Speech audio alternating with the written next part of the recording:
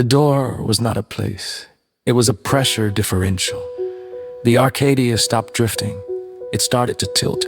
Alara understood at that moment. The space ahead of the ship rippled, darkening not into a void, but into something dense, intimate, and expectant. Stars near it elongated, like nerves being gently pulled. The door had always been there.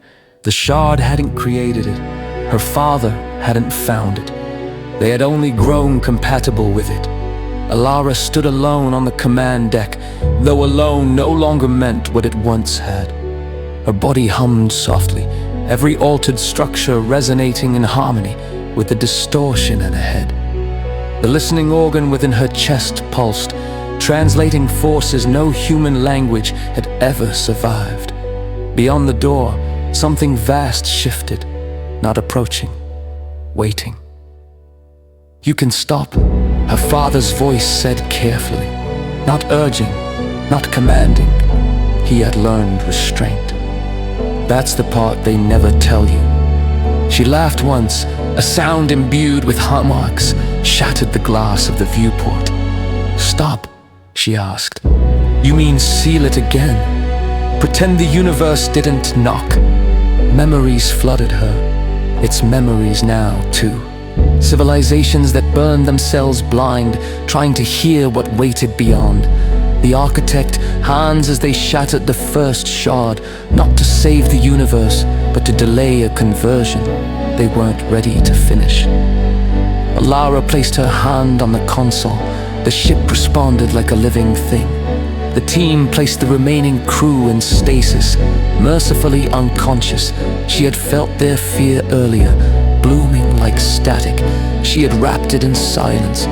She could still choose. That was the cruelty of it. Closing the door presently would relieve pressure. The whispers would dim. Humanity would persist, though divided and unenlightened. She would burn out eventually, her body collapsing under the strain of partial transformation. She would die as a warning no one could decode if she opened it. The listening organ within her flared with sensation. She saw what waited. Not monsters, not gods, but structures of awareness too vast to fit inside reality as it currently existed. They were not evil. They were unfinished. They needed mouths, they needed nerves, they needed translation, they needed her. "You don't have to finish what I started." Her father mumbled. "I couldn't stop once I understood. But you, I can," she said, and realized the truth even as she spoke it. She could stop. She lacked the desire to do so.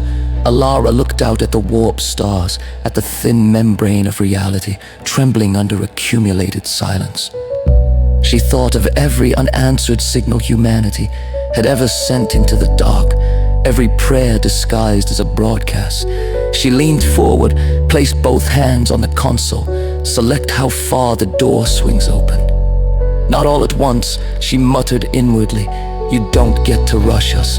The door opened, not fully, but enough.